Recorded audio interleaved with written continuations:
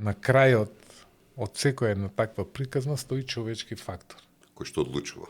кој што одлучува Или ги поставува правилата, и ги поставува правилата. кои што вас не ви ги даваа да ги знаете. Едноставно кажано и наредува на програмата да работи он како што сака.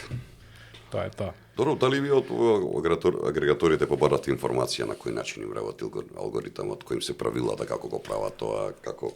Јас комуникација немам со луѓе што ги работат, менаџираат. За нефер рангирање, ако е вака како што кажуваш. Да, од комуникацијата со колегиве знам дека и колегиве немаат некоја комуникација со нив. Дури да побараме, не верувам дека би добиле одговор како функционира алгоритмот, на кои параметри, на кои работи ги врши рангирањето и така натаму. Меѓутоа, не, еве како идеја сега, пошто спомнавте веќе, добро е да го побараме на едно од наредните средби со нив ова, да видиме, например, нивниот одговор каков е. Дали? Остава простор многу за манипулација од типот дека одредени центри на моќ, одредени политички, економски, какви да се центри на моќ може да влијаат на креирањето на крајот од денот, едноставно кажано, можеш да се платиш пари за одредена информација што е од твој интерес,